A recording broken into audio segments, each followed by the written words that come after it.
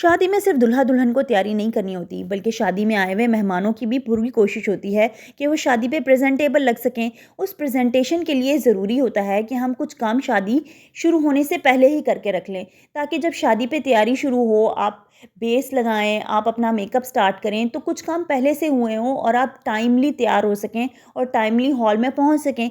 इसलिए मैं आज आपके साथ दो ऐसी चीज़ें शेयर करूंगी जिनको अगर आप शादी सीज़न से पहले तैयारी करके रख लें तो आपकी शादी सीजन्स बहुत अच्छे से गुजर जाएंगे और आप हर इवेंट को अच्छे से एंजॉय कर सकेंगे। अस्सलाम वालेकुम यूट्यूब फैमिली, कैसे हैं आप सब। उम्मीद करती हूँ आप सब खैरियत से होंगे और अपना बहुत ख्याल रख रहे होंगे। यहाँ मैं आपसे ज़्यादा फेवर नहीं लूँगी, सिर्फ 1 सेकंड की फेवर लूँगी और वो ये होगी कि आपको मेरे चैनल को सब्सक्राइब करना होगा। तो चलते हैं अपनी मेन वीडियो की तरफ।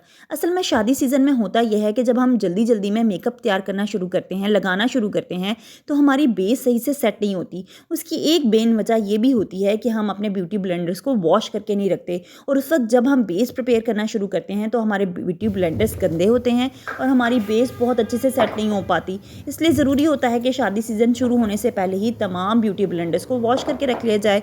उसके लिए बस आपको करना ये होगा कि आपको अपने ब्यूटी ब्लेंडर्स पे 1 चम्मच बेकिंग सोडा यानी कि मीठा सोडा जो आम हमारे घरों में मौजूद होता है वो आपने उसमें शामिल करना है ब्यूटी ब्लेंडर्स के ऊपर। और अब आपने यहाँ इस पर गर्म पानी, वार्म वाटर डालना है। ये इतना गर्म होना चाहिए कि आप इसमें अपने हाथ डाल सकें, बासानी अपने हाथ डाल सकें और इनको अच्छे से वॉश कर सकें। यहाँ आप देखेंगे कि जब आप इसे अच्छे से वॉश करेंगी तो इसमें से उतनी बेस नहीं निकलेगी जितनी निकलनी चाहिए, क्योंकि ये ना स्पंज अच्छे से ना इन पे बेस चिपक जाती है, यानी कि इनको निकालना एक काम होता है। इसलिए आपने सबसे पहले एक गर्म पानी के बॉल में इस 1 चम्मच डालना है मीठा सोडा और इस तरह से अपने ब्यूटी ब्लेंडर्स को वॉश कर लेना है। नेक्स्ट स्टेप पे जाने से पहले आपने करना ये है कि आपने अपने ब्यूटी ब्लेंडर्स को निचोड़ के एक प्लेट में निकाल लेना है और उस पानी को डिस्कार्ड कर देना है। अब उसी बोल में आपने दोबारा से ब्यूटी ब्लेंडर्स लेने हैं और अब आपने इसमें कदरे गर्म पानी शामिल करना है, क्योंकि हम इसमें शामिल करेंगे शैम्पू और डिश लिक्विड सोप। अब आपने एक मेजरमेंट रख लेनी है, यानी कि आपने 1 चम्मच शैम्पू शामिल करना है, 1 चम्मच आपने डिश लिक्विड सोप शामिल करना है। अगर आप इसमें शैम्पू या डिश लिक्विड सोप ज़्यादा शामिल करेंगे ना तो आपको इसको बार बार बहुत ज़्यादा खंगालना पड़ेगा, आपका काम बहुत लंबा हो जाएगा। 1 चम्मच इनफ होगा।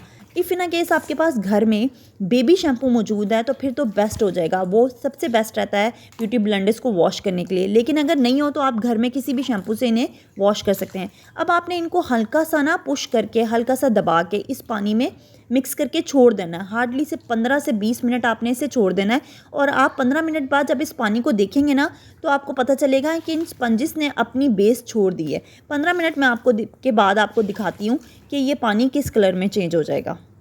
यहाँ आपको पानी का रंग दिखाई दे रहा होगा और बॉल के साइडों पे दिखाई दे रही होगी बेस, जो बॉल के साइडों पे चिपक चुकी है। इवन कि आपको ब्यूटी ब्लेंडर्स का कलर डिफरेंट दिख रहा होगा कि वो किस हद तक साफ़ हो चुके हैं।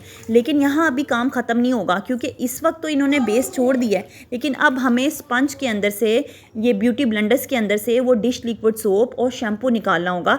इसलिए अब इसको खंगालने का टाइम शुरू होगा, इसलिए इसको आपने अच्छे से पुश करना है, निकालते जाना है। एक बात मैं यहाँ आपको बताऊँ कि जितनी अच्छी क्वालिटी होती है ना ब्यूटी ब्लेंडर्स की, वो उतने सॉफ्ट होते हैं। यहाँ जो आपको थोड़े टाइट और कलरफुल ब्यूटी ब्लेंडर्स दिख रहे होंगे ना, वो लोकल हैं। जो अच्छे ब्रांड्स के ब्यूटी ब्लेंडर्स होते हैं ना, उनको धोना भी आसान होता है। और यहाँ मैंने उस पानी को चेंज करके दोबारा से अब खंगालने का प्रोसेस शुरू किया है और इस तरह से मैं पानी बदलती जाऊँगी और इनको स्पंजिस को पुश करती जाऊँगी ताकि इनमें से डिश लिक्विड सोप, शैम्पू और बेस तीनों चीज़ें निकलती जाएँ। पानी चेंज करने का अमल मैंने कोई 4 से 5 मरतबा दोहराया था और आप यहाँ पानी की सफाई देखती जाएंगी। लेकिन आपको जब आप उसे पुश करती जाएंगी ना, आपको एक पॉइंट पे लगने लगेगा कि नहीं, ब्यूटी ब्लेंडर्स में से अच्छे से निकल गई है बेस, अच्छे से उसमें से शैम्पू और डिश लिक्विड सोप निकल गया, लेकिन वो निकला नहीं होता है। जब आप उसे पुश करना शुरू करते हैं ना तो उसमें से दोबारा से बेस, लिक्विड सोप और शैम्पू निकलना शुरू हो जाता है। इसलिए ये प्रोसेस आपने 5 से 7 दफ़ा दोहराना है, यानी कि 5 से 7 दफ़ा आपने ब्यूटी ब्लेंडर्स को खंगालना है। और खंगालने के बाद एक काम और करना है जो मैं आपको बताऊंगी कि लास्ट में आपने उसमें, लास्ट टाइम जब आप उसे खंगालें तो उसमें एक दफ़ा फिर गर्म पानी शामिल कर लें, ताकि इफ़ इन केस कोई भी उसमें लिक्विड रह जाए तो वो भी निकल जाए। लास्ट टाइम जब आप उसे खंगालें तो उसे एक दफ़ा फिर से गर्म पानी में से गुजार लें और अच्छे से पुश करके साफ़ कर लें। अब आप यहाँ देख सकते हैं कि जब मैं स्पंज को दबाती हूँ ना, तो उसमें से कोई बेस नहीं निकल रही, उसमें से कोई झाग नहीं बन रही, जो डिश लिक्विड सोप से बनती है या शैम्पू से बनती है, और वो अपने वापस वाले असल रंग में वापस आ गए हैं। यही आपने करना है कि उन्हें असल रंग में वापस लाना है। जो ये बहुत सॉफ्ट होते हैं ना, ये कहीं कहीं आपको ये जो अब निशान नज़र आएंगे ना, ये स्किन वाले स्पंजेस पे, ये पानी के होंगे। बाकी स्पंजेस के कलर्स आप देखें कि बिल्कुल वैसे ही हो गए हैं, येलो अपने वापस येलो कलर में आ गया है, ब्लू वाइट वापस अपने मेन कलर में आ गए हैं, और स्पंज के अंदर से किसी भी किस्म का कोई फॉर्म, झाग या बेस नहीं निकल रही। Last but not the least, आपको करना ये होगा कि इन स्पंजेस को धूप लगानी होगी। धूप लगाने से होता ये है कि जो चीज़ें होती हैं ना, उसमें से जर्म्स ख़त्म हो जाते हैं। इसलिए वक्तन फ़वक्तन इनकी साइड्स चेंज करते रहें और इन्हें धूप लगा लें। इस तरह से ये जल्दी सूख भी जाएंगे और आपका काम भी आसान हो जाएगा। जी, तो अब हम अपनी टिप नंबर 2 की बात कर लेते हैं। शादी की तैयारियों में जहाँ काम स्पंज से शुरू होता है ना, ब्यूटी ब्लेंडर से मेकअप करना इंसान शुरू करता है, तो वहीं जो लास्ट काम हमने करना होता है ना शादी पे जाने से पहले, वो होता है चूड़ियाँ पहनना। और जब हम चूड़ियों का डब्बा खोलें ना, तो वो सारी स्कैटर्ड होती हैं, बिखरी हुई होती हैं, और टाइम निकल रहा होता है। हमें बस जल्दी पड़ी होती है कि किसी तरह से हमारे सूट के साथ चूड़ियाँ मैच कर जाएँ, हम उन्हें पहने और बस निकल जाएँ।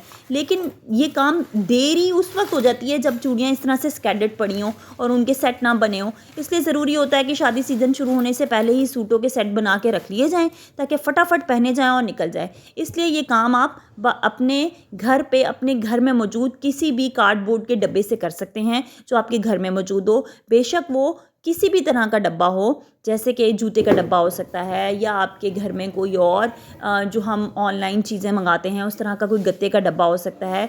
और इस तरह से आप अपनी चूड़ियाँ उसमें सेट करके रख सकते हैं। और यहाँ मैं आपको एक और बात बताती हूँ कि जो हमारे पास रोल्स होते हैं ना, टिश्यू पेपर रोल्स, बेशक टॉयलेट पेपर्स रोल हों या किचन टॉवल्स के रोल्स, किचन टॉवल्स की जो टिश्यू पेपर रोल्स होते हैं ना, उनके अंदर के जो कार्डबोर्ड गत्ते होते हैं, इनको ज़ाया मत किया कीजिए, क्योंकि ये गत्ते बड़े फ़ायदेमंद होते हैं जब हमने बच्चों के कोई प्रोजेक्ट्स बनाने हों या घर में कोई चीज़ तैयार करनी हो अपनी कंफर्टेबिलिटी के लिए। इसी तरह से इन्हीं चीज़ों से मैं आपको आज चूड़ियों के सेट तैयार करना सिखाऊंगी, क्योंकि जब हम चूड़ी वाले के पास आप जाए ना, तो वो कागज़ से इतने अच्छी चूड़ियों के सेट बना के आपको देता है, रैप करके देता है, लेकिन वो उस तरह से हम खुद नहीं रैप कर पाते। लेकिन ये जो मटेरियल होता है ना, जो हमें टॉयलेट टिश्यू पेपर्स में के एंड पे बच जाता है कार्डबोर्ड का, और या फिर किचन टॉवल्स के टिश्यूज़ में लास्ट में बच जाता है कार्डबोर्ड का, वो बड़ा फ़ायदेमंद होता है चूड़ियों को सेट करके रखने के लिए। तो मैं आपको बताती हूँ ये आपने करना कैसे है। बहुत आसान है ये करना।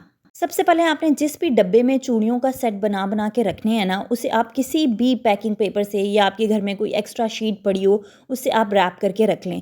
इससे होगा ये कि डब्बा कुछ अच्छा खूबसूरत दिखने लग जाएगा, और ये काफ़ी सालों आपको काम देगा, और थोड़ी उसमें मजबूती भी आ जाएगी। वो टूटेगा नहीं इतनी जल्दी अगर आप उसे किसी अच्छे रैपिंग पेपर से रैप करके रख लेती हैं। बड़ा आसान होता है रैप करना। आमतौर पर हम घरों में जैसे गिफ्ट रैप करते हैं, सेम उसी तरह से आपने उस चूड़ियों के डब्बे को रैप कर लेना है। जिन रोल्स में आपने चूड़ियाँ डालनी है ना, उनको आपने 2 से 3 दफ़ा रैप करना है।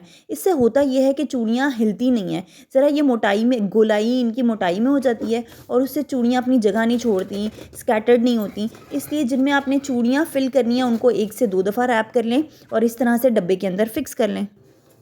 और ये देखें जी, रेडी है हमारा चूड़ियों का डब्बा। कितना खूबसूरत लग रहा है, कितने खूबसूरत रख गए हैं सेट चूड़ियों के, जिन्हें हमने इस तरह से रेडी करके रख लिया है कि जब हमने शादी की प्रिपरेशन हमारी कंप्लीट और हम बस निकलने लगे, तो चूड़ियाँ निकालें, पहने, और हमारा काम भी आसान हो जाए और वक्त की बचत भी हो जाए। फिर हमें उस टाइम ऑन दी पॉइंट चूड़ियों के सेट नहीं बनाने होंगे, वो बने बनाए हमारे पास रखे होंगे, बस हमें पहनने होंगे और पहन के निकलने होंगे। इस तरह काम भी आसान हो जाएगा और वक्त की बचत भी हो जाएगी। ये दोनों टिप्स आपके लिए बहुत फ़ायदेमंद होंगी अगर आप शादी सीज़न से पहले ही इन्हें प्रिपेयर करके रख लेंगी। जी, तो अब आपने मुझे एक फ़ेवर देनी है। अगर आपको वीडियो पसंद आए तो वीडियो को आपने लाइक करना है, ये वीडियो आगे भी शेयर करनी है और चैनल को सब्सक्राइब करना है। अब मुझे दीजिए इजाज़त। इंशाल्लाह आपसे नेक्स्ट वीडियो में मुलाकात होती है। Take care. अल्लाह हाफ़िज़।